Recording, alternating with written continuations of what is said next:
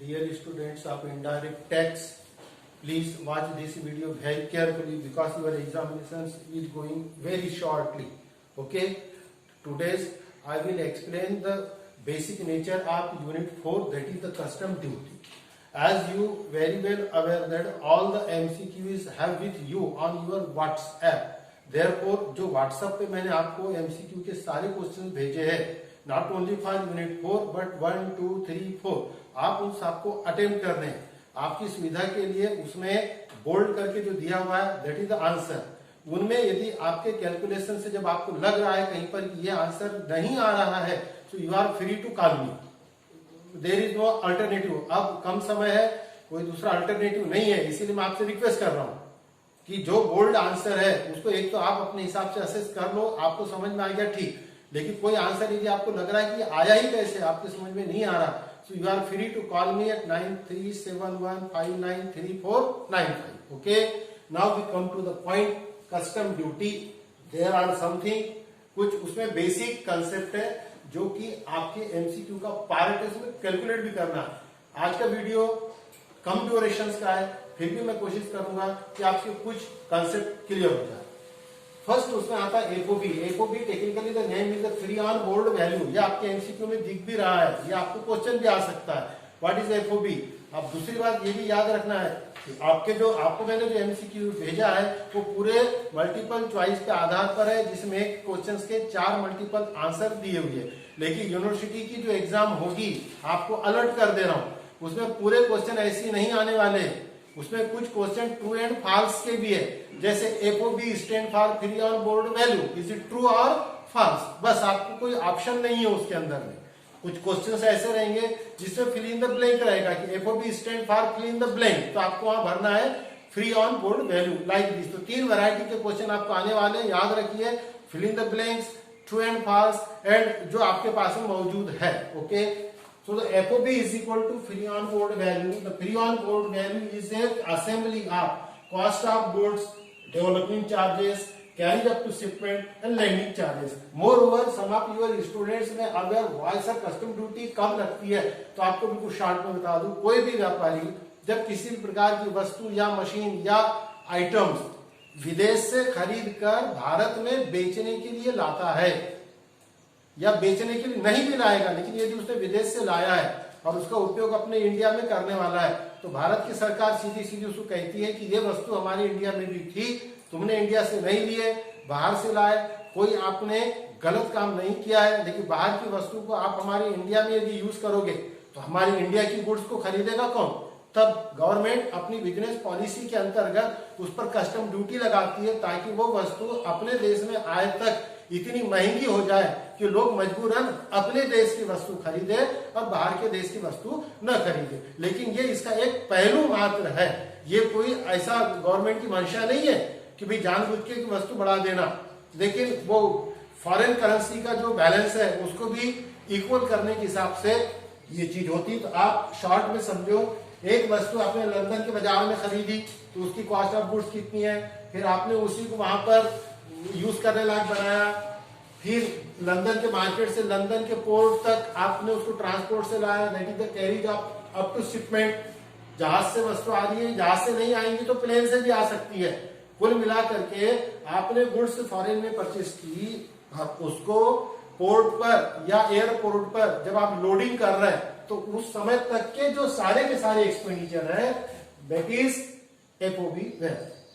अब ये आपका जहाज तैयार है, प्लेन तैयार है, अब वहां से उड़ेगा या पानी में से निकलेगा, तब जाके मुंबई के बंदरगाह पर आएगा। इस बीच में बहुत बड़ी रिस्क रहती है, पानी के जहाज के अंदर में ज्यादा रिस्क रहती है, तूफान आ गया तो तुम्हारा सारा का सारा जहाज भी डूब सकता है। उसके लिए आपको इंश्योरेंस निकालना होता है, that is a transit insurance.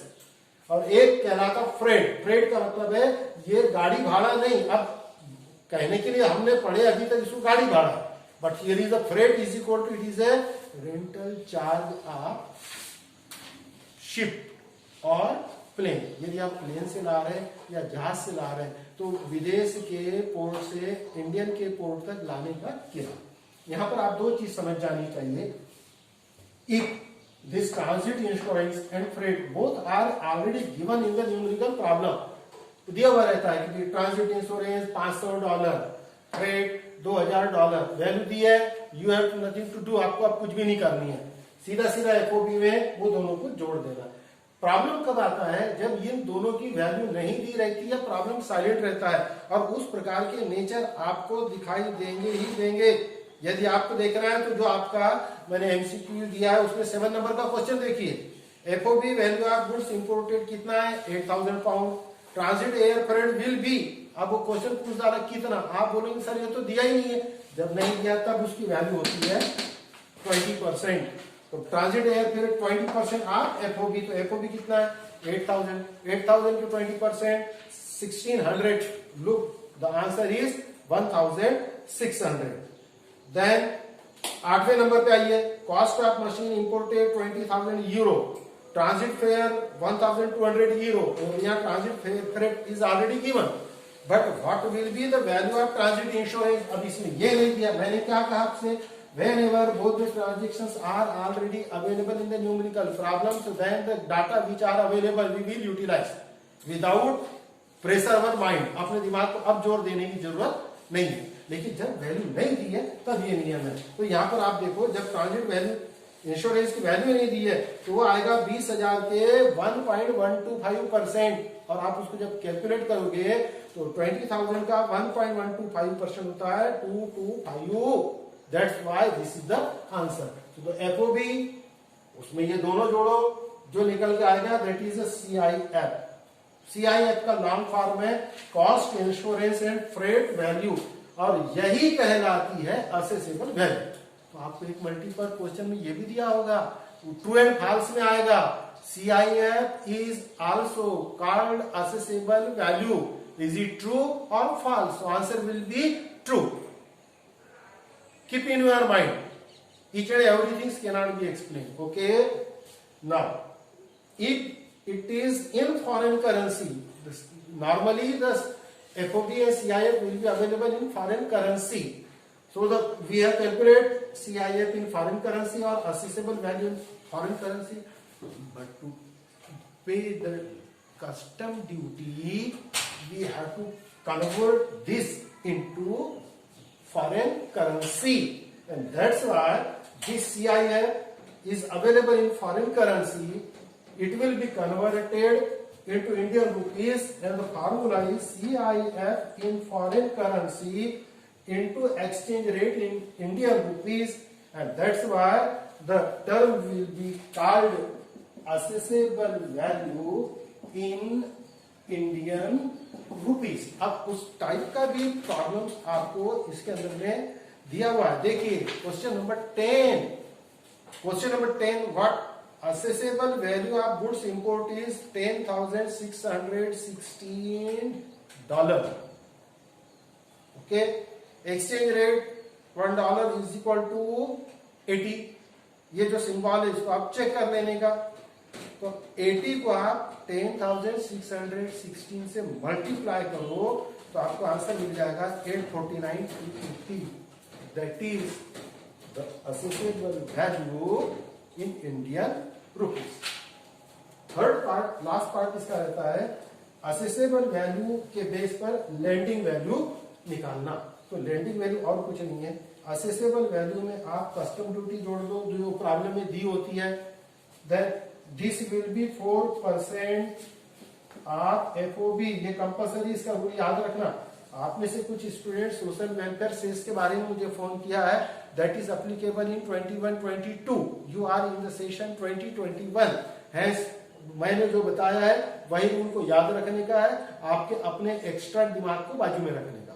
Okay, जब मैंने कह दिया है कि इसमें custom duty 4% E and HSC EC, इसका भी लॉन्ग फॉर्म पूछा, education and higher secondary education cess plus IGST जोड़ दो तो लैंडिंग वैल्यू मिल जाएगी। अब आपको क्या होता है प्रॉब्लम के अंदर बेटा, कुछ भी आएगा, असेसेबल वैल्यू दे दी है, लैंडिंग वैल्यू दे दी है, तो बोलेगा कस्टम ड्यूटी कितनी। अब कस्टम ड्यूटी कितनी तो सीधा सीधा है, उसके जो बीच का डिफरेंस है that will be A custom duty. अब उस हिसाब से ये सारे क्वेश्चंस आपको चेक कर लेने के। इसी जैसे 9th नंबर का क्वेश्चन देखो, उसने क्या बोला, cost of goods imported $20, carriage up to shipment $400, loading charges at port 0.5% of cost of good, therefore what will be the FOB. ये देखिए मैंने एफओबी का फार्मूला आपको निकाल दिया, कॉस्ट ऑफ गुड सोल्ड भी है, कैरिज अप टू शिपमेंट भी उसके अंदर में दिख रहा है, उसके बाद में ये लोडिंग चार्जेस भी है। अब सर यहाँ अमाउंट नहीं दिया है तो क्या पर 0.5% तो 20,000 के 0.5% आप निकालिए ना,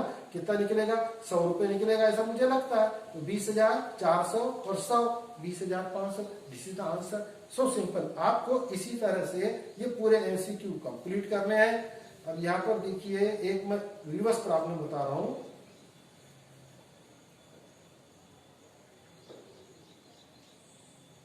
हाँ, 15 नंबर का प्रॉब्लम देखिए, assessable value of goods imported 12 lakhs, subtotal of customs duty and एससीएज is 1,24,800, IGST 12%, what will be the amount of IGST. हाँ, तो अब ये देखिए क्वेश्चन लेके मैंने इसीलिए लाया है, ये जो आईजीएसटी कैलकुलेट होगा, ये आईजीएसटी का फार्मूला याद रखूंगा। आईजीएसटी जो कैलकुलेट होगी ये होगी accessible value plus custom duty plus E and H ECS. ये जो मान लो ये है थोड़ी देर के लिए 5,000 आपकी असेसेबल वैल्यू है, कस्टम ड्यूटी 10% मान लो 500 आ गई, और 500 के 4% मतलब 5 चौक 20 हो गई। आ रही बात ध्यान में आपके। आईजीएसटी कैलकुलेट कैसे होगा, आईजीएसटी कैलकुलेट ऐसे होगा, असेसेबल वैल्यू 5,000, ओके, ये यहाँ लिख देता हूं, बस एक दो 5,000, कस्टम ड्यूटी 10% प्रॉब्लम में दी है 500, E and H S E C problem में नहीं दिया तो भी 4% ऑफ कस्टम ड्यूटी रहता है, ये ख्याल रखना है आपको कि 4% वैल्यू के नहीं कस्टम ड्यूटी के, ठीक है। तो इसके 10% ये, इसके 4% ये, तो ये हो गया 5,520।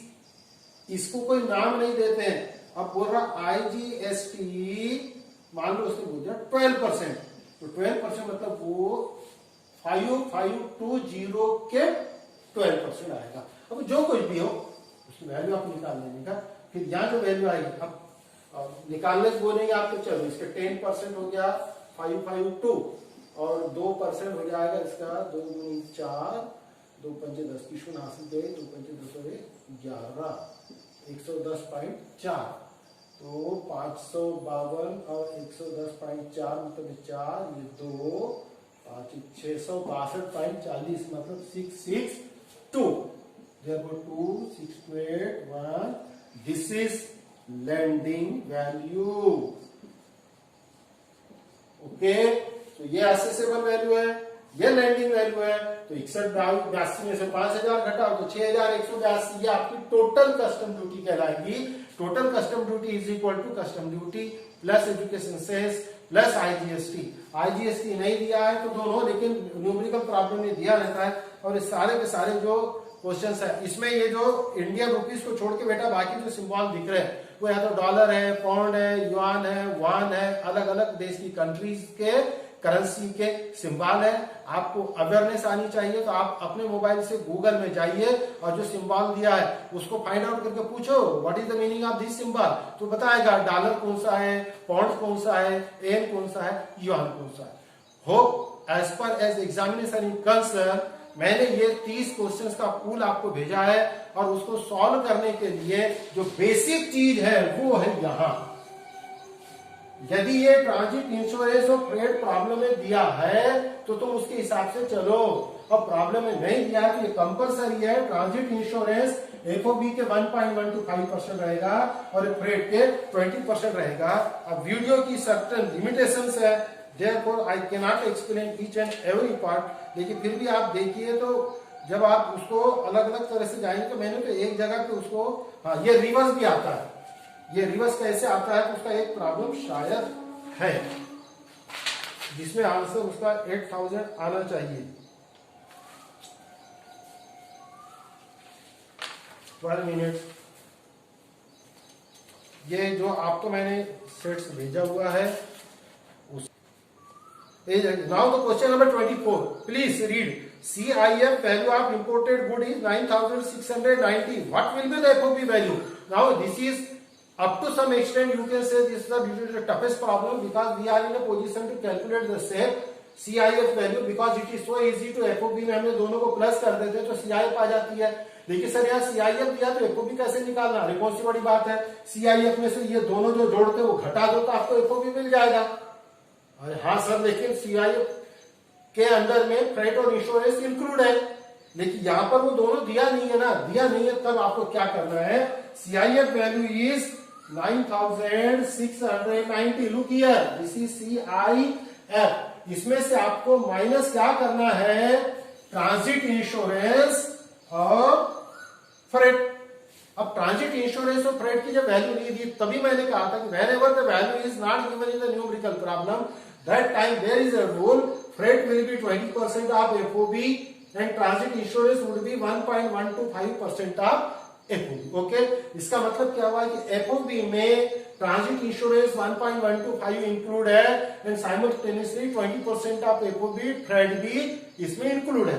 सो अब ये 20 और 125 बोथ आर अवेलेबल, एक 20% है और 1.125% है, जिसका मतलब है टोटली 21.125% CIF में इंक्लूड है। देयरफॉर CIF कैसा होगा, FOB we assume if FOB is 100 then this is the 21.125 up to, so what would be the 100%?